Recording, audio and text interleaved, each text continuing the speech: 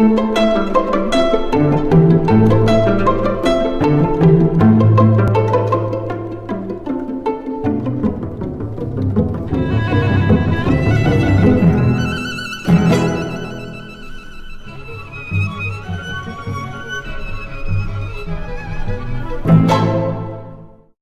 question. David, why did you decide to run for the board? I came to it reluctantly because the first thing I noticed is that the dues were going up for the third year in a row with the new proposal, and I thought that was a little bit odd. But I thought there were other good people running and they'd be able to handle it. And then I decided to poke a little bit further in. And when I did, I started taking a look at what the board has done this year, go back and review all their minutes and see what they've passed and all that. And that's when I became aware that something was really odd. There were so many meetings. And I mean, I know people have been complaining about how many executive meetings are, but there's a real clear limit about what you can discuss on an executive meeting. And we have a lot of lawyers on the board. So that the fact that there were so many indicated to me that something was going on and we didn't know what it was. And I still don't know what it is, by the way.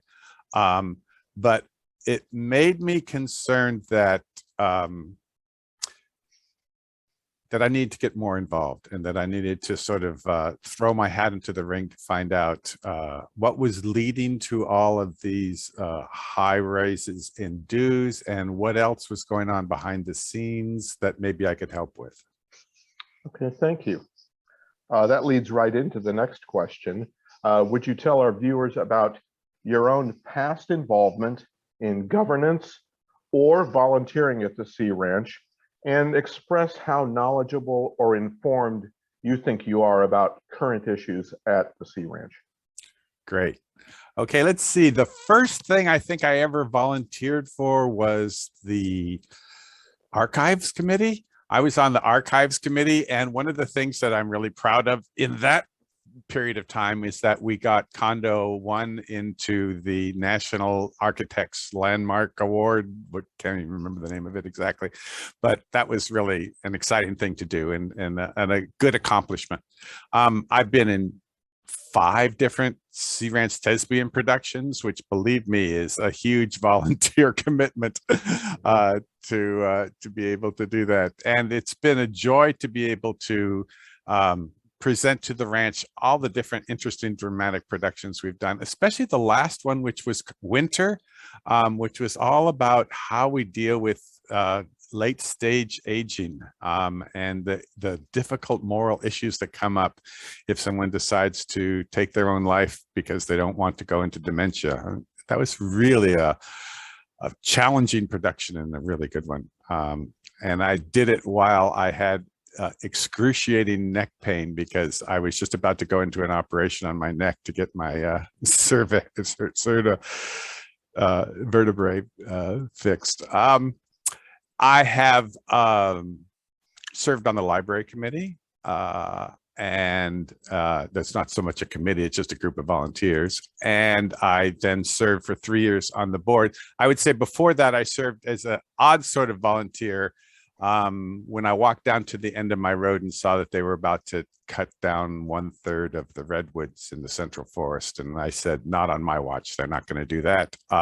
And joined a group of folks that were able to successfully convince the board to change their mind about that.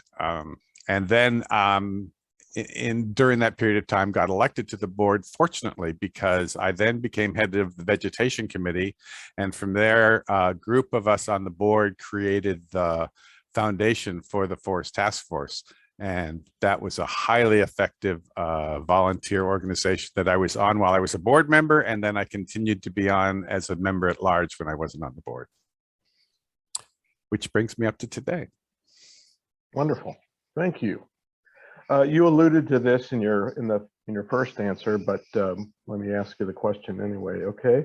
According to the published Board of Directors calendar, and this was pulled right from the website, from the calendar there, the 2020 and 2021 board, so the board year ahead of this current one, had 37 meetings that required directors' attendance. This current board, the 2021 through 22 board, has held or will have held by the end of this cycle, May 31st, by my count, 42 meetings. As you probably know, each meeting that directors have to attend require several hours of preparation time on the part of directors. The question And is, staff. and staff too, absolutely. The question is, are you committed to that level of preparation and attendance for the next 3 years? Well, I'm hoping it's not going to be at that level, but when I made the decision to run for the board, at the same time I made the decision to cut back from a half-time job that I was in to a quarter-time job, because I knew that if I did get elected, I was going to need that extra time. I may well need that extra time in order to fully participate as a board member. It's really insane what we ask board members to do. I'm at a loss to understand how people with a full-time job do it. Well, I know how they do it because I had a full-time job when I was on the board before, but it was nowhere near as demanding as this board was. I think I'm very curious to find out what those 47 meetings were about. But I know it's easy really to condemn the board and say, how dare they do that? But we're condemning them without knowing what they're about. And there's something wrong here. So I want to know what that is. Thank you. Next question, this is a little bit open-ended, so you can extrapolate as you wish.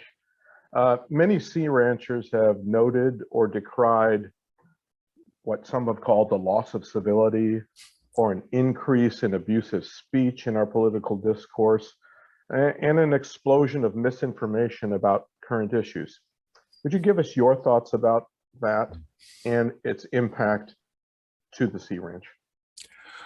Well, I go back a long way on the Sea Ranch. My folks came up here in the late 60s, early 70s. And so I've been involved in some vitriolic discourse, not personally, but as a witness of it, that puts this listserv to shame. There were periods of time when people were writing letters back and forth that were viciously attacking other people.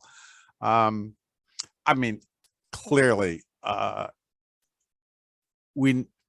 it pays to be skillful in our communication with each other. But I think some of the latest brouhaha about the listserv, especially when people are saying, oh, it's because of the violent discourse on the listserv that staff are leaving, I find that a difficult stretch to make. I don't know what, I think, you know, there are 8 different reasons why 8 different staff have left, and none of them are the same. And you can't point in any one particular direction to be able to say, oh, this is why the staff are leaving. But I clearly don't think it's because of what's going on in the listserv. And I noticed that people that criticize the listserv are busy judging the listserv. So they're still participating in the same sort of judgmental conversation. I mean, there is so much more that brings us together than that separates us. I mean, we are a contentious group of cats that make it really hard to hurt us. We'll never have consensus as the 2,225 people on the ranch. But that's kind of like the nature of us. We're a feisty bunch. And people that don't like the feistiness are more than welcome not to open the listserv and read it. But some of us find it entertaining sometimes. And some of us just kind of shake our heads sometimes. And some of us are in the middle of it sometimes. I mean, I know during the logging thing, I was in the middle of a contentious conversation on the listserv, trying to be as polite as I could be in the face of being attacked on a regular basis.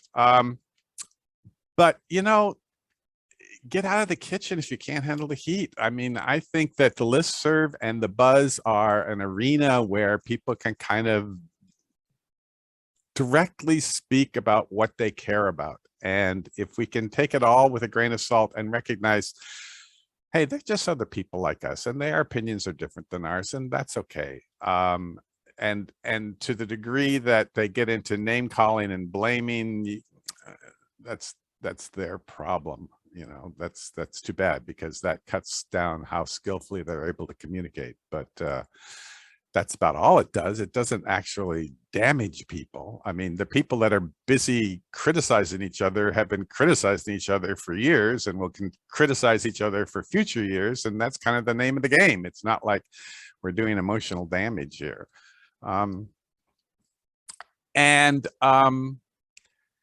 So I guess I'm saying, people that are, are asking us to be sane and civil, which is the sort of latest diatribe that came out. I think what they're asking us to do is shut up and stop complaining. I say complain all you want. And if I'm on the board, by all means, complain to me about what I'm doing. I promise you, I will give you a response. I will answer every letter that comes into me, and to the best of my abilities, because I don't mind differing opinions. I think good solutions come out of differing opinions. Thank you. One more question. This is about the current board. It's been commented by a variety of people that the current board has appeared to be unable to develop or reach consensus on critical issues at the Sea Ranch. And sometimes this has led to severe polarization within the Sea Ranch and difficulties for the association staff in order to carry out things. I've heard some members describe this board as dysfunctional. What are your thoughts? Before I jumped into the ring, I shared that opinion. I no longer share that opinion. I don't know what's going on in the board and between the board and the administration, but I've backed off from judging it just because there's so much that I'm not aware of. Now, when people start calling the board dysfunctional, they're pointing to that last budget meeting and workshop, which were god awful. I mean, it was really a mess, okay? But if you go back and review all of the decisions that the board has made in the last year, actually in the last 2 years, a majority of those decisions are 7-0. So it's not like there's been this huge dysfunction going on for years and years within the board. There's a difference of opinion, clearly, about the budget and about how the budget was derived. And I'd be careful about taking that particular division and then castigating the entire board because of their history throughout the year.